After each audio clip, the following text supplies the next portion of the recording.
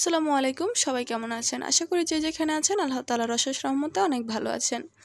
এই সবগুলো কাপড় দিয়ে আজকে ফতুয়া কাটিং করব। তার সাথে আজকে আমি আপনাদের সাথে শেয়ার করব যে ফতুয়া দুইটা একসাথে কাটিং করে কিভাবে আপনারা দুইটা ডিজাইন করবেন।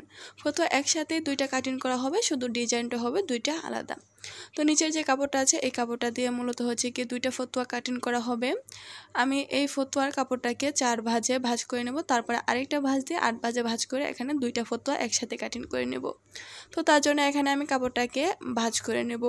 আর এখানে 3.5 হাত বহরের কাপড় আছে। 3.5 হাত বহরের কাপড় দিয়ে কিন্তু যেদিক দিয়ে হচ্ছে গিয়ে গজ মাপা হয়, আরা খাড়া যে আছে এই সোজার দিক দিয়ে হচ্ছে গিয়ে যে সাইড পায়ের আছে পায়ের সাইড দিয়ে হচ্ছে গিয়ে 4টা ভাঁজ দেব প্রথমে, তারপরে আরেকটা ভাঁজ দিয়ে 8 ভাঁজে ভাঁজ করে তারপরে ফতুয়াটা কাটিং করে নেব।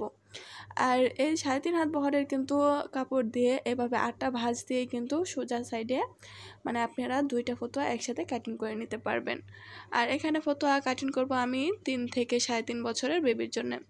তো নিচের দিক দিয়ে হচ্ছে গিয়ে যে আঁকাবাঁকা কাপড়টুকু আছে এই কাপড়টুকু আমি প্রথমে কাটিং করে ফেলে দেব। তারপরে এখান থেকে হচ্ছে আমি লম্বার মাপটা নিয়ে নেব।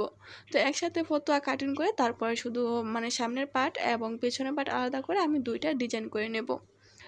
তো এখানে নিচের যে সেলাই হবে তার জন্য এখানে আমি 1/2 ইঞ্চি চাইতে একটু বেশি কাপড় রেখে একটা মার্ক করে নিয়েছি। এখানে নিচে হচ্ছে চিকন করে ভাঁজ দিয়ে সেলাইটা করে নেব।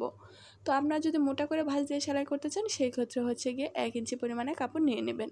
তারপরে এখানে আমি লম্বার মাপটা নিয়ে নিয়েছি। লম্বার মাপ নিয়ে তারপরে আরও উপরে 1/2 ইঞ্চি এক্সট্রা নিয়েছি হচ্ছে সেলাই করার জন্য।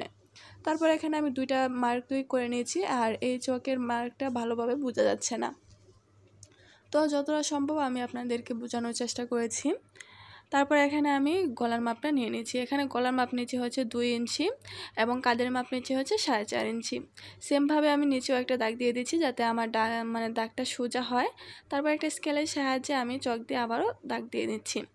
আর এখানে সামনের গলা এবং পিছনের গলার মার্কটাও আমি করে নেব। তারপরে এখানে আমি আর্মহোলের যে মাপটা হবে এই মাপটা এখন আমি দিয়ে দেব।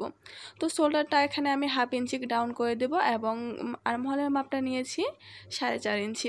তো যেহেতু এখানে 24 ইঞ্চি বডির জন্য এই ফতুয়াটি তৈরি করা হবে। আর আপনারা যদি আরেকটু হেলদি বেবির জন্য তৈরি করেন, বডিটা যদি আরেকটু বেশি হয় তাহলে মাপগুলো আপনারা আরেকটু বাড়িয়ে নিতে পারেন।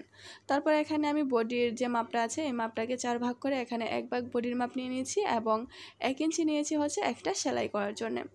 তারপরে এখানে আমি যে মাঝখানে যে একটা পেটের মাপ হয় এই পেটের মাপটা আমি দিয়ে দিয়েছি হচ্ছে আর্মহোল থেকে ধরে নিচ পর্যন্ত যা মাপ আসবে তাকে 2 ভাগ করে এখানে 1 ভাগ পেটের মাপটা আমি দিয়ে দিয়েছি।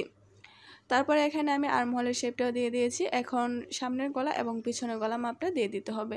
তো এখানে সামনের গলার মাপ নিয়েছি হচ্ছে আমি 1.5 ইঞ্চি এবং পিছনের গলার মাপ নিয়েছি হচ্ছে 3.5 ইঞ্চি। তারপরে এখানে গোল একটা মাপ দিয়ে তারপরে এখানে আমি কাপড়টাকে কাটিং করে নেব। তো আপনাদের কোনো অংশ যদি বুঝতে অসুবিধা হয় তাহলে অবশ্যই কমেন্ট করে জানাতে পারেন, আমি আপনাদের কমেন্টে রিপ্লাই দিয়ে দেব।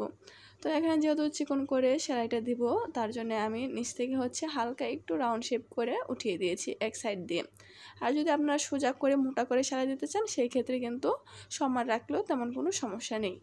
তো উপর থেকে হচ্ছে আমি নিচ থেকে উপরে আমি 3 ইঞ্চি পরিমাণে একটা মার্ক করে দিয়েছি। এখানে হচ্ছে সাইড ফাড়ার অংশ, সাইডে একটু ফাড়া দেব তার জন্যে আমরা যেভাবে কামিজের সাইড ফাড়ার অংশটুকু সেলাই করি সেমভাবে। তো এখানে হচ্ছে গিয়ে তারপরে ব্যাক পার্টটাকে সরিয়ে নিতে হবে। তো কাপড়টাকে খুলে তারপরে এখানে আমি দুইটা ব্যাক পার্ট সরিয়ে রাখবো। যেহেতু এখানে আমি দুইটা ফতুয়া কাটিং করছি তার জন্য দুইটা ব্যাক পার্ট সরিয়ে রেখে তারপরে সামনের গলাটা কাটিং করে নিতে হবে। আর যদি আপনারা ব্যাক পার্ট না সরিয়ে গলাটা কাটিং করে নেন একই সমান করে তাহলে কিন্তু দেখবেন যে গলাটা বড় হয়ে গেছে, দেখতে ফতুয়াটা এতটা ভালো লাগবে না। তারপরে এখানে ফরম পাড়ের দুইটা পার্ট আছে, এই দুইটা পার্ট আমি সমান করে রেখে সামনের গলাটা কাটিং করে নেব। কাটিং করে তারপরে হচ্ছে গিয়ে বোতাম কাটের জন্য ফাড়া সামনে দিয়ে ফাড়া রাখবো। আর এখানে ডিজাইনটা হবে হচ্ছে মূলত গিয়ে সামনে একটা সমান সোজা একটা ফাড়া হবে সামনের দিক দিয়ে, আরেকটা হবে শোল্ডারের দিক দিয়ে। আর এখানে দেখতে পাচ্ছেন আমি কিন্তু হালকা একটু তালপাট কাটিং করে নিয়েছি। এভাবে করে তালপাট কাটিং করে নিলে কিন্তু ফতুয়ার যে সুন্দর একটা শেপ এই শেপটাও ভালো আসে, আবার হচ্ছে গিয়ে পরার সময় এদিক দিয়ে একটু হয়ে থাকে, ভালো লাগে। তারপর এখানে আমি সামনে দিয়ে হচ্ছে ফাড়া রাখছি। এখানে হচ্ছে সামনে দিয়ে হচ্ছে বোতাম কাট করা হবে আর আরেকটা দেবো হচ্ছে সাইডের দিক দিয়ে। তো বলছিলাম যে দুইটা ডিজাইন হবে। এটা হচ্ছে গিয়ে আপনার যে যে শোল্ডার আছে এই শোল্ডারের হচ্ছে এটা কিন্তু হচ্ছে গিয়ে বাম পাশের অংশ, তো বাম পাশটা দেখে তারপরে কিন্তু এখানে কাটিং করতে হবে। তো শোল্ডারটাকে সমান করে ধরে একদম মিডল বরাবর, শোল্ডারের মিডল বরাবর কাটিং করে নিতে হবে। তো এখানে আমি মিডল বরাবর কাটিং করে নিচ্ছি। তো এই ডিজাইনটি আপনারা যদি সেলাই দেখতে চান তাহলে অবশ্যই কমেন্ট করে জানাতে পারেন, আমি আপনাদের সাথে সেলাইটাও শেয়ার করার চেষ্টা করব।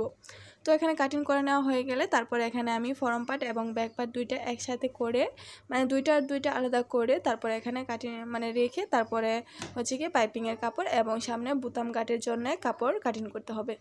তো এখানে আমি বাকি যে কাপড়টুকু আছে এই কাপড়টুকু দিয়ে হচ্ছে গিয়ে বুতাম কাটের জন্য কাপড় কাটিং করে নেব। আর এখানে কাপড় ছিল প্রায় মানে 1 গজ হবে না, 1 গজের চাইতে অনেকটাই কম। এখানে কিন্তু দুইটা ফতুয়া কাটিং করে তারপর আরেকটা প্যানও আমি কাটিং করেছি।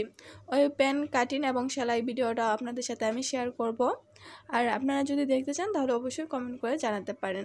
তো এখানে বুতাম কাটের জন্য আমি 2 ইঞ্চি পরিমাণে কাপড় মানে চওড়া নিয়ে তারপর এখানে আমি দুইটা কাপড়ই কাটিং করে নেব। প্রথমে আমি এখানে একটা কাপড় কাটিং করে নিয়েছি, তারপরে মাঝখান দিয়ে হচ্ছে কাটিং করে আমি দুইটা বানিয়ে নেব। আর এখানে 2 ইঞ্চি চওড়া রাখলেই এনাফ, তার চেয়ে বেশি রাখার কোনো দরকার নেই। তারপরে এখানে হচ্ছে গিয়ে পাইপিংয়ের জন্য কাপড় কাটিং করে নিতে হবে। আমি পাইপিংয়ের জন্য সবসময় কাপড় কাটিং করে হচ্ছে গিয়ে মানে একটু মানে আড়াভাবে, তাহলে দেখা যাচ্ছে এই পাইপিংয়ের অ্যাটাচ করার পরে পাইপিংয়ের ফিনিশিংটা অনেক ভালো আসে। আজকে এই পর্যন্তই, সবাই ভালো থাকবেন, সুস্থ থাকবেন। ভিডিওটি ভালো লাগলে ভিডিওতে লাইক দিয়ে দেবেন। আসসালামু আলাইকুম।